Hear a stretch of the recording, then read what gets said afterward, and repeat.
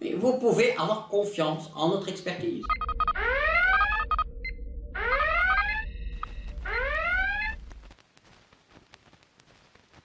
Bonjour professeur, j'ai une question pour vous. Est-ce que vous savez si l'école a le droit de m'exclure?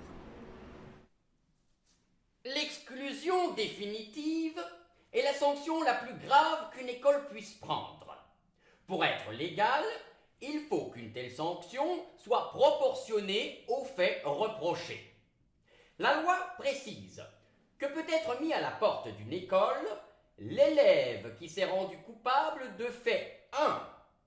Portant atteinte à l'intégrité physique, psychologique ou morale d'un membre du personnel ou d'un élève. 2. Compromettant l'organisation ou la bonne marche de l'établissement. 3. Faisant porter un préjudice à l'établissement moral ou matériel grave. Il existe une autre raison légale d'exclusion.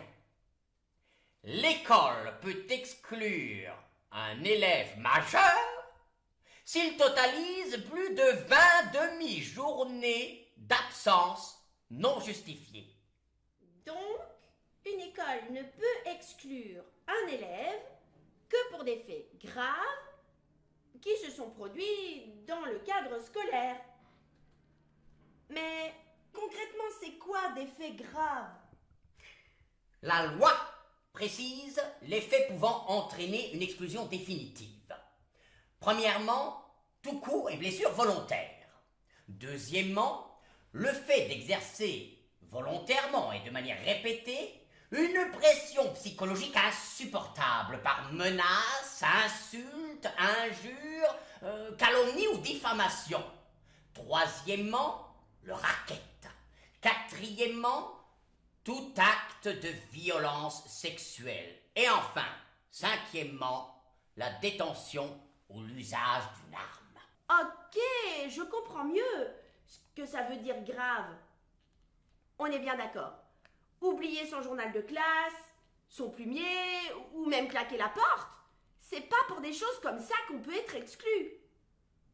Mais si je suis exclu, je dois quitter l'école tout de suite? Si les faits sont très graves, la direction de l'école peut exclure provisoirement l'élève pendant la durée de la procédure d'exclusion définitive. Cet écartement provisoire ne peut dépasser 10 jours. On m'a dit qu'il fallait suivre une procédure. Mais c'est quoi cette procédure? La procédure, c'est l'ensemble des règles à suivre par l'école. L'élève majeur, ou les parents de l'élève s'il est mineur, doivent être entendus par la direction.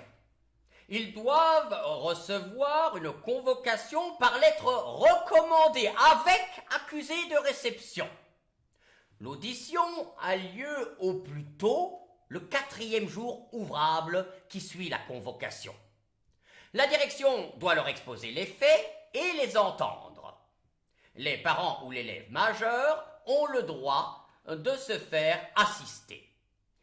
Si elle est maintenue, l'exclusion définitive doit être signifiée par lettre recommandée. L'exclusion doit bien sûr être motivée. Tout s'arrête là alors?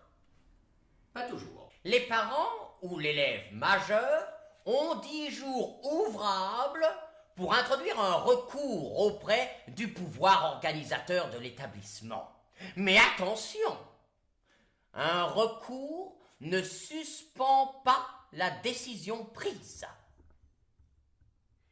Est-ce qu'une décision de non-réinscription doit être traitée comme une exclusion définitive?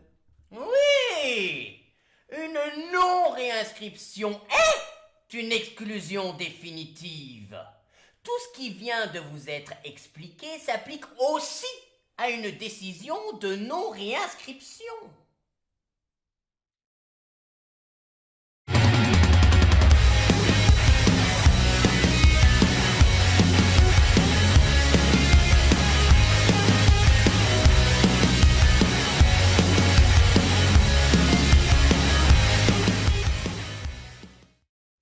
C'est jamais sympa d'être exclu. C'est parfois injuste. En tout cas, c'est toujours grave. N'hésite pas à te faire aider.